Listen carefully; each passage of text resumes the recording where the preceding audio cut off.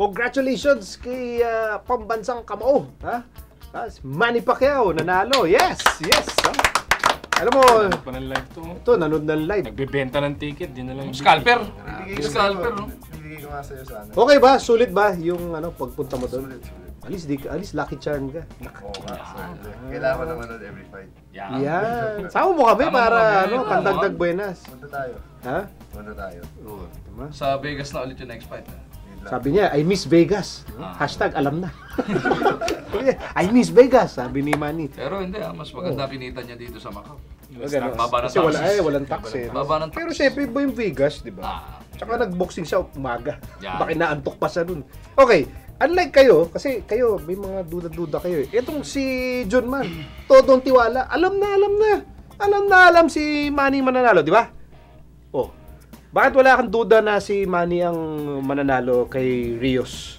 Tiwala ako sa kanya kasi marami ding nagpe-pray para sa kanya. Manalo siya. So. Ikaw ba nag-pray ka? Ako naman. So. Anong pray mo? Manalo siya. Tanong mo na naman eh. Hindi, baka... Ang gulo na yung kausap eh. Gusto ko lang malaman ano yung pray niya. Bakit? Masama ba yun? Pangalawang episode pa lang to. Oo nga eh. Apat pala yung pag-apay, hagis na doon nasa taas, hagis na. Strike 3 na eh, you're out. Hagis na ako doon. Ikaw, did you have doubts? No. Actually, no. Uy, totoo. No, even before the fight, I already believed na etong si Rios could not be better than Cotto or Hatton. Okay. Diba? Pero, ang nakakagulat, ang tibay ng panga nito ni Cliff Hodge, no?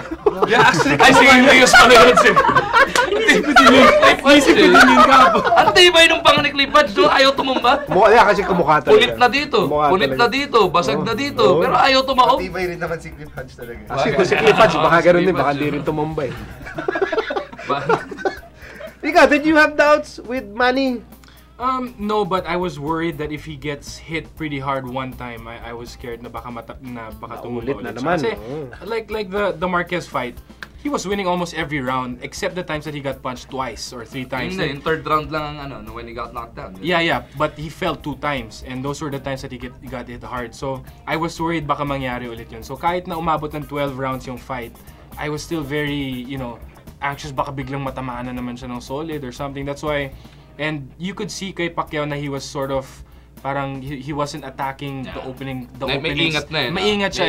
And he said in the interview, he said na he's a bit more cautious now because he learned, lunging forward too much, he ate the hook of Marquez, so he's probably scared of the same thing with Rios. So you can see naman Pacquiao, his speed is still there. Grabe yung pati yung mga duck out niya ngayon. Yeah, he all of a sudden became a really good technical fighter. Yeah. Ang galing yung mga duck out niya pag suntok ni Rios, nandun na siya. The way Rios fights kasi made Pacquiao even look faster because Rios is slow. He's very flat-footed, he just goes forward, doesn't have that much side-to-side movement. So made Pacquiao look better, but you could see that Pacquiao's movements is really good. Mga anong round, Jun Mar, nung naisip mo na, wala, panalo na si Manny dito? Anong round? Anong round niya ba? Akala mo ba may pili ka lang, 1, 2, 3. Akala mo may knockout. Hinihintay mo ma-knockout. So, ano ba, para bang na-disappoint ka na ba? Ba't di na-knockout ni Manny? Hindi, ba't di ka disappointed? Kasi, hindi naman bata yung kalaban ni Manny Pacquiao. Tibay. Sinabi din, Pacquiao said he's one of the toughest fighters that he's faced in terms of receiving punches. Kasi you could see, even through pictures that's circulating to the internet now, you could see that he ate a lot of punches talaga in the face. I think second to Margarito, ito na yung pinakamaraming tumanggap na shock ni Pacquiao. Dahil yung Margarito dati, grabe naman. Tsaka, ano to si Rios ha? Ano pala to? Parang chicks. Kasi pag tinanong mo, are you hurt? No. Pero actually, oo. Diba? Are you hurt? No. Are you hurt? No. Naka-shades na para hindi makakita yung tikit yung dalawang mata. Hindi. Gano'n na gano'n eh. No. No means yes. Yun, the commentator, diba? Nagalit pa sa commentator. Oh, diba? Ano sabi niya? You think I'm a punching bag? Why are you asking me the question? You watched. Gumagano siya sa commentator. Yes, sabi commentator. Yes, you're the punching bag. Sinabi niya nga rin, I did not feel the power of Pacquiao. Pero, umaga yung dalas. Actually, nakakairita nung ngiti ng ngiti. Tapos numidila pa. But syempre, that's part of... Inaantay ko sana yung isang dila niya, biglang bigyan ng isang tanggal ang dila nun. Putol yun. But syempre, you have to give it to Rios din, tibay din. Kumbaga, para tanggapin niya lahat yun, tapos di pa rin siya But he said naman, and even looking at his Alvarado fight, he likes pain. Gustong-gusto niyang tinatamaan siya. Para si Doug Yeah. Kramer na rin. Everyone expected for him to be a punching bag, but what everyone expected, they did not expect from him was not to be able to, parang kulang pa rin yung pag-atake niya kay Pacquiao, and maybe it was because Pacquiao was just too fast. Sobrang bilis. Yung angles kahit nakaganon siya, dito, tsaka dito, nagagawa ng paraan eh. Kahit The times lang nakakasuntok siya nung nakadikit lang sila eh. Yung pag nakahawak na gano'n, tapos ganyan. Actually, yun, hindi ko maintindihan. Ba't mga 10 beses yata na warningan? Wala ba deduction? Pwede ba 10 warning? Lang naman eh. Okay, pero unlike tayong apat, hindi tayo kasing swerte nito ni Sir Charles. Ito si Sir Chief, pumunta pa doon, nanood. Sponsored. Oo, sponsored. Kita mo naman, in and out lang. Umalis ng Sabado ng gabi, bumalik na Lunes na umaga. Dito na. Doon ako. Sino kasama mo nung Friday? Ako lang. Parang ginawang kuneta lang yung Macau. Pero can you tell us the atmosphere? Kasi kami apat, di kami nanonood live eh.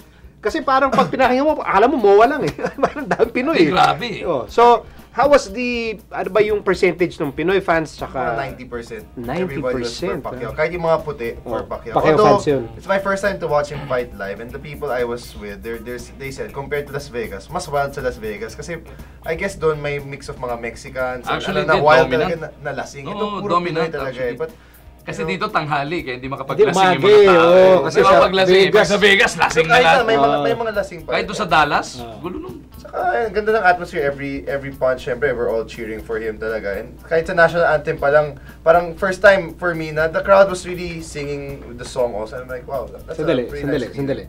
Ba't ka ba talaga na-excite dun sa national anthem? Dahil ba national anthem o dahil dun sa kumanta sa national anthem? Pilipino tayo eh. Hindi, parang hindi. Mga singers talaga. Hindi. Nakita mo ba yung Instagram niya? Kasama si Jessica Sanchez. Oh, nagpa-picture siya. Mahilig singer yan eh. American Idol eh. Talaga? Hindi ko alam yun. He's not impressed. I'm just a fan. Saan mo siya nakita? Paano ka nakapagpa-picture? Sa pabalik ng Hong Kong. Magkasama kami. Lumabas kayo? You got her number? You got her number? Paano ka nakalapit? Normally, yung mga ganyan celebrity, parang di ka basta-basta makakalapit ah. Ano ba? Nasa loob ka ng kwarto ni Congressman Manny to. Ito naman, kasama siya to sa misa. VIP. Ano ba apelido nito? Ano ba pangalan nito? Charles Churman, di ba? Ay, Hindi, nagkataon lang, nakapasok na ako Si ano to, si Charles Bitt. Sino?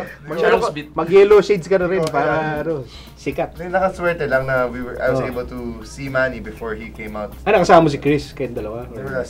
Wala. Ikaw nakapag-cover ka na kay Manny Pacquiao dati no sa Vegas.